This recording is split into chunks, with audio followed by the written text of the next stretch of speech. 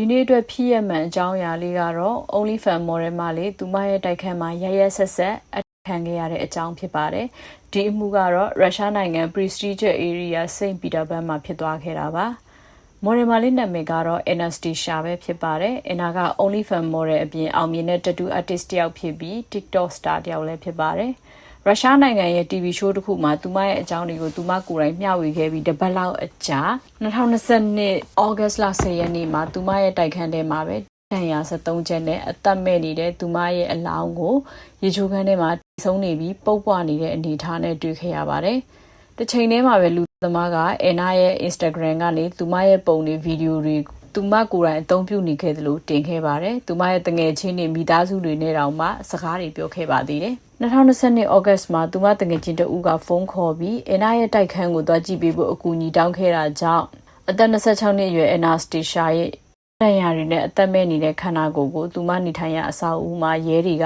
ရှာဖွေတွေ့ရှိခဲ့ရတာဖြစ်ပါတယ်။ရဲတွေသူမရဲ့တိုက်ခန်းတကားကိုဖွင့်လာချိန်မှာတော့အပုံနဲ့ပြင်းပြင်းထန်ထန်ကြီးကိုအရင်ရှူလိုက်ကြရတာပါ။အဲ့လိုနဲ့တအိမ်လုံးကိုပတ်ရှာလိုက်တော့ body ကိုရေချိုးခန်းထဲကရေချိုးကန်ထဲမှာပျက်စီးပုတ်ပွားနေတဲ့အနေအထားနဲ့တွေ့လိုက်ကြရပါတယ်။အလောင်းကပုတ်နေပြီဆိုတော့Annaအခံလိုက်ရတာရက်အနည်းငယ်ကြာနေပြီဖြစ်လို့ရဲတွေကကောက်ချက်ချခဲ့ပါတယ်။ Annaကိုဒဏ်ရာ73ချက်နဲ့တွေ့ခဲ့တာဖြစ်ပြီးအမှုကဖြစ်ပြီးတပတ်လောက်ကြာနေပြီလို့ခန့်မှန်းလိုက်ကြပါတယ်။သွေးတွေကအိတ်ခမ်းချမ်းမြေနေနဲ့ရေချိုးခန်းနေရအနှံ့အပြားမှာပြန့်ကျဲကြည့်ပေပွားနေတာမို့လို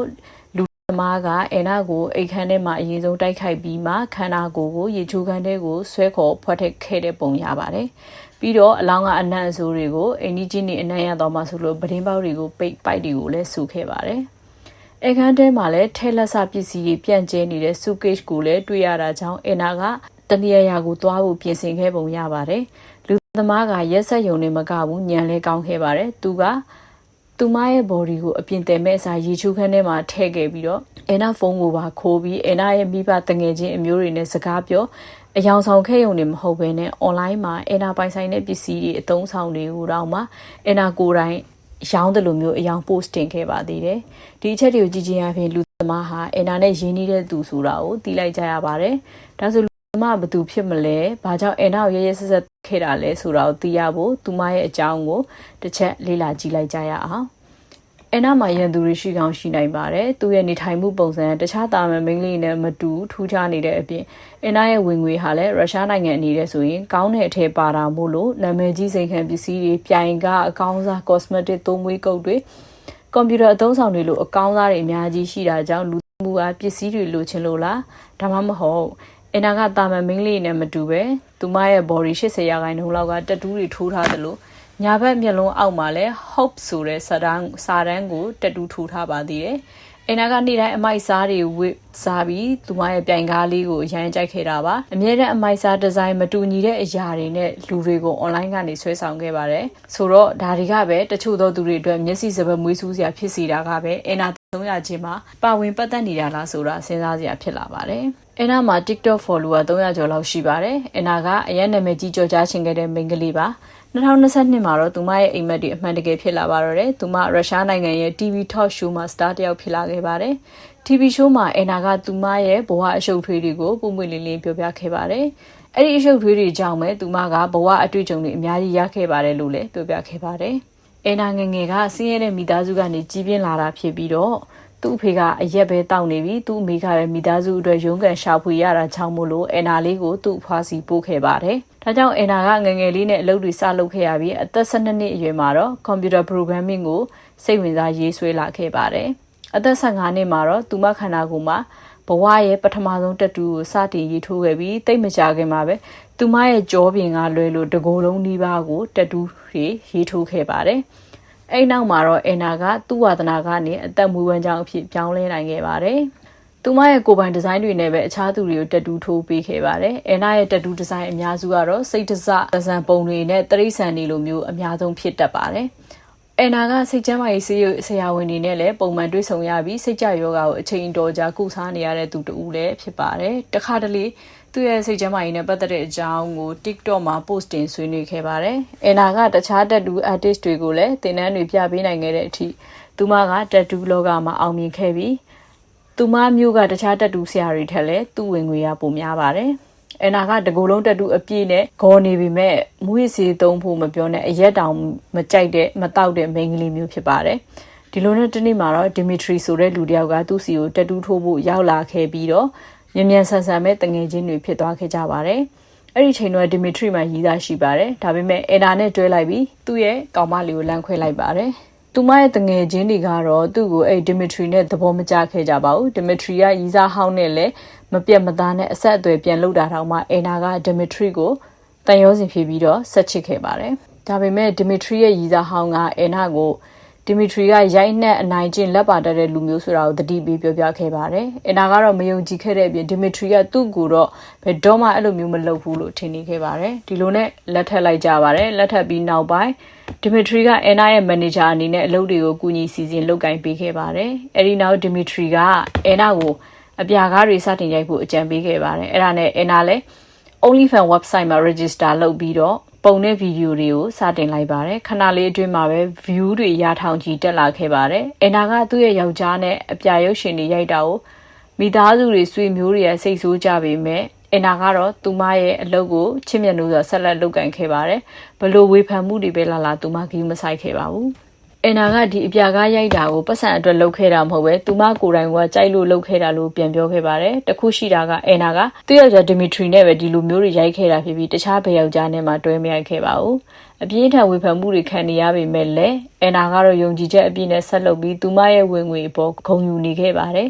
သူမရဲ့ဝင်ငွေနဲ့ပြိုင်ကားတွေအခြားစင်ကန်ပစ္စည်းတွေဝယ်ခဲ့တယ်ပြီးတော့သူမအမေကိုလည်းထောက်ပံ့နိုင်ခဲ့ပြီးတအားဆင်းရဲခဲ့တဲ့သူမအဖို့အခုအချိန်မှာလိုချင်တာမှန်သမျှကိုဈေးနှုန်းကိုဂရုမစိုက်ပဲဝယ်လာနိုင်တာကတော့အန်နာအတွက်အကြီးမားဆုံးအောင်မြင်မှုပါပဲဒါကြောင့်ဒီလိုပိုက်ဆံတွေရနေဖို့အန်နာကတော့ဘာလို့ပဲဖြစ်ဖြစ်ဆက်လုပ်နေမှာပဲဖြစ်ပါတယ်အန်နာကသူမရဲ့အလုပ်တော်တော်များများကိုသူ့အိမ်မှာပဲလုပ်ခဲ့ပါတယ်တိုက်ခန်းရဲ့အခန်းတစ်ခန်းကိုတက်တူးအခန်းအဖြစ်လုပ်ထားပြီးနောက်တစ်ခန်းကိုတော့အပြာရုပ်ရှင်တွေရိုက်ဖို့သုံးပါတယ်အန်နာရဲ့မိဘအဆွေမျိုးတွေနဲ့တငယ်ချင်းတွေကတော့ဒီမီထရီကပြစ်မှုမှတ်တမ်း2ကြိမ်ရှိခဲ့တဲ့အပြင်စစ်မှုထမ်းမှုပုံရှောင်ခဲ့တာကိုပါတည်သွားခဲ့ကြတော့အန်နာကတော့ဘယ်သူဘာပဲပြောဒီမီထရီကိုကာကွယ်ပေးပြီးတော့ဆက်ချင်နေတော့မှာပဲ TV show မှာတော့သူ့ယောက်ျားကိုပွဲထုတ်ခဲ့ပါသေးတယ်ပြီးတော့မရှက်မကြောက်သူမရဲ့ OnlyFans အလုပ်ကိုလည်း TV show မှာချပြခဲ့ပါတယ်ဒီလိုနဲ့အချိန်တွေကြာလာတာနဲ့သူတို့ဆက်ဆံရေးဟာစပြီးအကြောင်းထလာပြီးအရင်ကထက်ညှင်းခုန်ရန်ဖြစ်လာကြပါတယ်ဒီလိုနဲ့အန်နာကသူ့အမေကိုသူဒီမီထရီကိုထားခဲ့ပြီးတော့ကိုရီးယားမှာတက်တူးဆိုင်သွားဖွင့်ပြီးတော့ကိုရီးယားမှာပဲအပြီးနေသွားမယ်လို့ရင်ဖွင့်ခဲ့ပါတယ်အန်နာကအောင်မြင်ကြော်ကြားသူတယောက်ဖြစ်တာကြောင့်သူမတငယ်ချင်းတွေပြောတာကတော့သူမမသေးခင်မှာတခြားမျိုးသားတွေနဲ့လည်း easily တွေလုပ်ခဲ့ပါသေးတယ်ဒီလိုနဲ့ပဲသူမတိုက်ခန်းထဲမှာပဲလူမသိသူမသိဆုံးခဲ့ရပါတယ်သူမရဲ့ရုပ်အလောင်းကိုစတင်တွေ့ရှိရချိန်မှာတော့လူတိုင်းကသူ့ယောက်ျားရဲ့လက်ချက်ပဲဆိုတော့တန်းသိနေခဲ့ကြပါတယ်ဒီမီထရီကအစပိုင်းမှာတော့သူတို့နှစ်ယောက်ငင်းခုန်ကြရင်တက်မိတယ်လို့ဝန်ခံခဲ့ပြီးနောက်ပိုင်းကျတော့နောက်တစ်မျိုးပြောင်းပြခဲ့ပါတယ်အဲ့ဒါကတော့ဒီမီထရီကသူနဲ့အန်နာကဂတိတစ်ခုထားခဲ့ကြပါတယ်အဲ့ဒါကတော့အန်နာကတောင်းဆိုတဲ့အခါသူကဘယ်ချိန်ဖြစ်ဖြစ်ပေးရမယ်ဆိုပြီးပြောခဲ့ပါတယ်အကြောင်းပြချက်ကတော့အန်နာက depression တွေဝင်နေတာကြောင့်သူအသက်ဆက်မရှင်ချင်တော့ပေမဲ့သူဟာသူဘူးလဲခက်ခဲတာကြောင့်သူကပေးရမယ်ဆိုပြီးပြောခဲ့ပါတယ်အမှုဖြစ်စဉ်ကိုပြန်လည်ပြချိန်မှာတော့ဒီမီထရီကအန်နာကိုအိယာပေါ်မှာလေဘင်းကိုအကြိမ်များစွာထိုးခဲ့ပြီးကိုခန္ဓာကိုလည်းဆက်ထိုးခဲ့ပါတယ်အလောင်းကိုတော်တော်နဲ့ရှာမတွေ့အောင်ရေချိုးခန်းထဲမှာထည့်ဖွက်ခဲ့ပါတယ်စုံစမ်းစစ်ဆေးနေတဲ့ကာလမှာပဲဒီမီထရီကသူကိုယ်တိုင်လည်းကိုကြံစီထားပါတယ်လို့ပြောခဲ့ပါတယ်ဒါပေမဲ့ဒီမီထရီကသူ့ကိုယ်သူသိမယ်ဆိုတာယုံကြည်ဖို့ခက်ပါတယ်ဘာလို့လဲဆိုတော့ तू က online ကနေအန်နာရဲ့ပစ္စည်းတွေကိုအကုန်ရောင်းချပြီးအသေးအတန်ငွေရှာနေတာကြောင့်သူ့ကိုယ်သူဖို့အစီအစဉ်လုံးဝရှိခဲ့ပုံမရပါဘူးကြည့်ရတာသူထွက်ပြေးဖို့အစီအစဉ်ထားပုံရပါတယ်ဒါပေမဲ့ထွက်ပြေးဖို့အခွင့်အရေးမရခဲ့လိုက်ပါဘူးဒီမီထရီကသူ့ရီးစားအစ်စ်ကိုမှုအကြောင်းကိုဖွင့်ပြောမိခဲ့ပါတယ်အစားကတော့ကောင်မလေးကဒီလူမှုမှာဝင်မပါခြင်းလို့တိတ်ဆိတ်နေခဲ့ပြီးမဲ့ရက်အနှဲငယ်အကြာမှာတော့ရဲကိုဖုန်းဆက်ခဲ့ပါတယ်ဒါကြောင့်အစပိုင်းမှာအန်နာရဲ့တငယ်ချင်းတယောက်ကဖုန်းဆက်ပြီးအန်နာရဲ့တိုက်ခန်းကိုသွားကြည့်ခိုင်းနေဆိုတာကတကယ်တော့အန်နာရဲ့တငယ်ချင်းမဟုတ်ပဲဒီမီထရီရဲ့ရီးစားအစ်စ်ကဆက်ခဲ့တာဖြစ်ပါတယ်အဲကြောင့်အန်နာရဲ့အလောင်းကိုရှာဖွေတွေ့ရှိခဲ့ရတာဖြစ်ပါတယ်ဒီမီထရီရဲ့အကျင့်အသွေးဆူလဲပြီးရိုင်းတက်တာမို့လို့ကြည်ရတာလူမှုဟာကြိုတင်ကြံစီခဲ့မှုတော့မဟုတ်ပါဘူးအန်နာကတခြားနေရာကိုရွှေ့ပြောင်းဖို့အတွက်ကားတွေလည်းရောင်းပြီးတခြားယောက်ျားလေးတွေနဲ့လည်းရှုပ်နေတာကိုသိသွားလို့စိတ်အယမ်းဆိုးပြီးတော့တိုင်းမိတာဖြစ်ပါလိမ့်မယ်ဘာလို့လဲဆိုတော့သူမဆုံးခဲ့တဲ့အိမ်မှာပစ္စည်းတွေဟာပြန့်ကျဲမှုရတွေကလည်းကျိုးနေတာကြောင့်မို့လို့ဒီမီထရီကကြိုတင်ကြံစီထားတာမဟုတ်ပဲဒေါသအလျောက်လုံးမိလိုက်တာဖြစ်ပါတယ်ဒီမီထရီက အန်နာကသူ့ကိုထားခဲ့မယ်ဆိုတော့လက်မခံနိုင်ခဲ့ပါဘူးသူကချမ်းသာပြီးအောင်မြင်တဲ့အမျိုးသမီးရဲ့ခင်မွန်းဖြစ်ရတာဘဝကိုမစွန့်လွတ်ချင်သလိုအန်နာရဲ့အလွန်အောင်မြင်မှုကလည်းသူ့ကိုတင်ငယ်အရှက်ရစေပြီးရီးစားအသေးရတာတွေကဒီမထရီကိုဒီရဲ့ဆက်တဲ့ပြစ်မှုတွေဖြစ်ဖို့ဖိအားပေးခဲ့တာပဲဖြစ်ပါတယ်တခြားအကြောင်းပြချက်ကတော့အန်နာတည်သွားရင်အန်နာပိုင်ဆိုင်တဲ့အရာတွေနဲ့ကားကိုရောင်းပြီးပတ်စံကိုယူပြီးသူတခြားနေရာကိုထွက်သွားဖို့စီစဉ်ထားပုံရပါတယ်မှုဖြစ်သွားချိန်မှာတော့ကြိုတင်ကြံစီထားတာမဟုတ်ပဲရုတ်တရက်သူ့ဒေါသကြောင့်သူ့မိန်းမကိုပြီးခဲ့တာပဲဖြစ်ပါတယ်အခုတော့ဒီမထရီဟာထောင်ထဲမှာအချိန်တွေအကြာကြီးနေရတော့မှာပါသူမရဲ့တငယ်ချင်းတွေနဲ့ fan တွေကတော့သူမရဲ့ page ကိုဆက်လက်ထိန်းသိမ်းပြီးသူမကိုသတိတရရှိနေကြမှာပါအန်နာကိုအန်နာရဲ့မွေးရဲ့စိတ်ပီတာဘန်းမှာပဲမြုံနှံခဲ့ကြပါတယ်အန်နာရဲ့အာတုပါကိုတငယ်ချင်းတွေနဲ့မိသားစုတွေတက်ရောက်ခဲ့ကြပြီး TV channel အဖွဲ့အစည်းတွေကလည်းဇာပနာကိုတက်ရောက်ပြီးအန်နာအမေကိုအခကြေးငွေပေးပြီးရိုက်ကူးရေးတွေလုပ်ခဲ့ကြပါတယ်အန်နာအမေကလည်း TV show တွေမှာအနက်ရောင်ဝတ်စုံဝတ်ပြီးအန်နာအကြောင်းကိုပြောဆိုဆွေးနွေးခဲ့ကြပါတယ် TV channel တွေသတင်းစာတွေမှာလည်းသူမအကြောင်းကိုရေးသားခဲ့ကြပါတယ်အဆုံးထိလိုက်ပါနားထောင်ပေးခဲ့ကြလို့ကျေးဇူးတင်ပါတယ်လိုအပ်ချက်များကိုဝေဖန်အကြံပြုရင် like and subscribe လေးလုပ်ပြီးဖို့တောင်းဆိုချင်ပါတယ် See you next video bye bye